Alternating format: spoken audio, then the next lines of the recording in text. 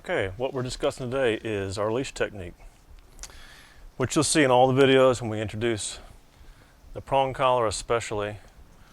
We use the length of the leash. Okay, it's going to be 4 feet in this case. This is one of our leashes that we provide to clients. Really, any two-handle leash will work. Just look closely at how much length that you have for the short handle. But the concepts are like this. Okay, you will use your thumb here, lip the long end on your thumb. Now, wrap your fingers around the handle. Bring the short handle up to you. Use just the tips of your fingers, okay? It's just an index point. If you have a standard leash and you can use it something like this, right, and pinch it, that's fine. However, it needs to be able to flow freely, okay? So it's going to sound crazy, but when your dog pulls, you're going to let it pull, okay? Now, when it's next to you, right, you have the short handle. This is the healing handle. Let it pull, okay? When it pulls and there's tension, let it flow through, because as it flows through, now look, your dog is at extension, okay? We have about 3 feet of an arm, 4 feet of a leash, and at this extension like this, your dog is away from you. It's away from you when the prong collar constricts and makes it uncomfortable. Remember, punishment is making something uncomfortable that you don't want repeated, right? That's positive punishment. All right, now, through movement drills, and that's a whole nother lesson, but this will give you an idea how we're doing this. Thumb hooks the long end, okay, all the same hand. Use your fingertips. When they pull, let it go out. At length, now your dog has experienced something uncomfortable. Returning to you through movement drills, right? Returning to you and being in this area makes the leash and the collar comfortable, all right? A loose leash is comfortable. A taut leash means a constricted prong collar, and it should be uncomfortable. You want it uncomfortable because you do not want the behavior to be repeated.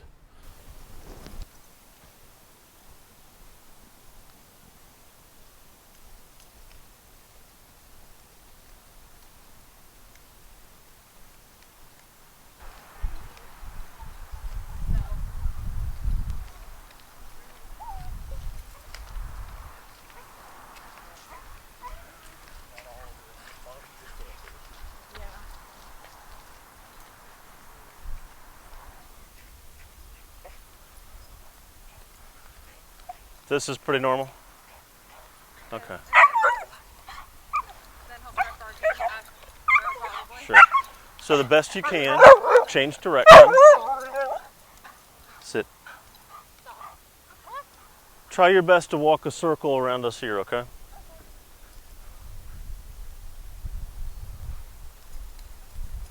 Heel. Sit. Sit.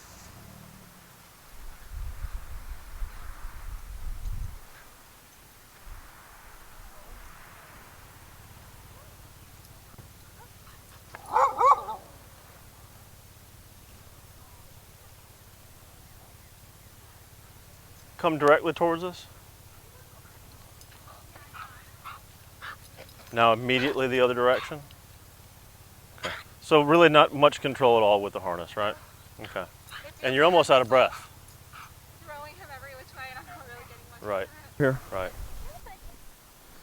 So you bring up a good point, which is exercise is important, but exercise is not a state of mind way of training. It just tires them out to where they're not so anxious all the time. But instead, I mean, she's been cooped up all day, other than, the kids letting her out or something, but I worked last night and slept all day, but she knows what behavior is accepted and what's not. Right. Okay, so that's what we want to teach. All right, so I'm going to use my leash. It's just a little bit longer, just what I like to introduce. Okay. All right, so we'll come off the harness. Okay. So ideally, it should go right under the ears, Okay. high on the neck. We may add one But really, you see, it's just barely hovering right there, Right. and it's not engaged until the leash is then taut, okay? Right. All right, so what are some things that he might do? He'll try to like Try to get it paw off, scratch and, at yeah. it. This Might is a go little on the floor and strange. just like Biting the leash, Yeah. right? You might even see him roll around on the ground. yeah, he does that a lot. And we don't want to do the crocodile roll, but No. I want it to be really, really easy. So even though we're standing here and it seems like we're doing nothing, Yeah. he's still getting acquainted with it. Yeah, it's something new. Okay? Right.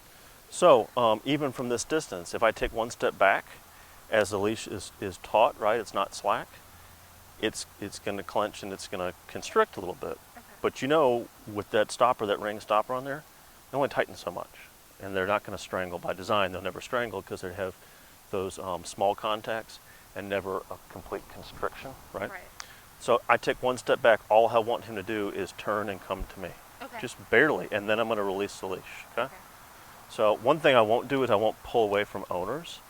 Okay. So I just want to interest him just a little bit, just to get him a little bit further away from you. Or if you take a step back, that will help. Okay, and here we are. One step back. That's a good boy. I mean, I barely pulled it, like 1 inch, right? And I whistled too. I gave an invitation, but I did it at the same time. Right. So a little pull of the leash, an invitation, he changes direction. That's going to turn into him barking and lunging, and then you can pull 1 inch, 2 inch. You pull as much as you have to pull to get that behavior to stop Right. and to change direction. Okay, so here it is again. Yes, good. Here, buddy. Okay, very good. Just when he gets a little distracted, that's when I'm going to change direction, okay? Right. Even right here. That's good. And he probably come right to you, but, you know, I'm the stranger. So he's not so bonded with me, right? He really loves men. I don't know what it is. That's good. All right, I asked a little bit more of him this time. Yeah. This time I kept reeling him in. Now the leash is loose because he came all the way back to me. This is the new expected position and behavior. Is when I invite, you're not going to walk a couple of inches or a couple of feet. You're coming all the way back to me. Okay. It's the very beginning of recall. Do you see what's happening now? Now I'm moving away and he's starting to wonder, should I be closer? Right. Because he's been reeling me in every time, right? Come on, buddy. Yeah, that's good. Good. That's good. Okay. Here we go. We stop forward movement. Come on. I just put the brakes on, right? Yeah. Okay. And again. Come on. That's good. So good things happen when you're inside this invisible ring, which is the leash, Right. and the length of your arm, okay?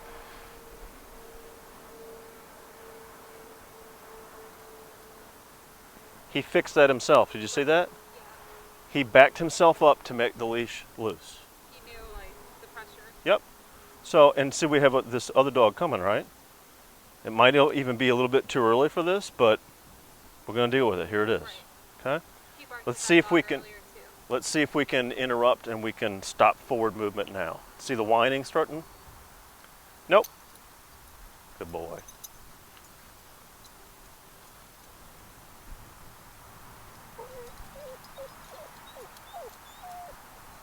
Nope. Good boy.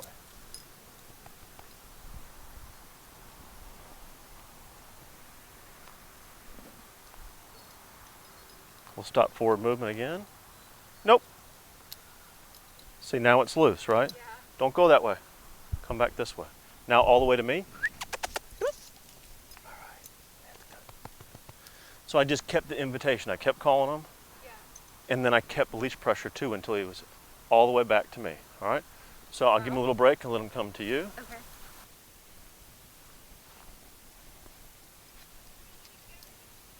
So he doesn't really oppose it.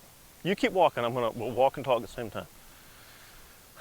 Some of the dogs, they initially oppose, and if you get owners that adapt to it, you're reinforcing the fact that they oppose it. You understand what I'm explaining? Yeah. Okay, so the dog that bites the leash when you're using a prong collar and you're given direction and you stop walking and the leash pressure stops because they bit the leash, Then they they're will like, keep biting the leash. Okay? Just keep them moving. So moving is going to be your number one go-to. When he sits still, he's going to be more and more anxious because he's got nothing else to think about. So think of it as when the leash is taut and the collar clenches, that's your correction. The redirection is you're in motion, you're directing him to do something different. If he's on a leash, it's easy to do because you just guide him. Right.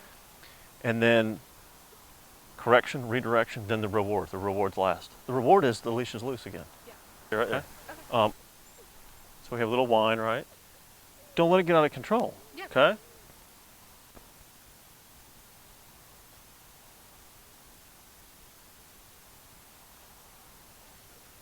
Being quiet, I don't really care about. Interested, but not whining, not moving forward, we're good. Barking. If that behavior had ramped up to where it was barking as it was trying to scare the dog away, that's when you want to interrupt. Okay. All right, so did I pull? No. His behavior actually caused that. Yeah. So we have that he vocalized, that he's surprised and startled. Yeah. Did behavior stop? Is it? So I don't need to pull anymore. I didn't even do it. He did it. Yeah. I was just holding the leash. That's what was missing. Your punishment was missing before. Okay? Your correction, don't do that. When you do that, there's a consequence. Punishment happens. But when you stop, look, we could be nice and loose. Give it a brief pause. And then reassociate yourself to reinforcement. Okay? And so you're not losing that bond, that trust. But what did I do? I gave him the whole leash. Yeah. Right? I And mean, he did it was... to himself. Right, he did it to himself.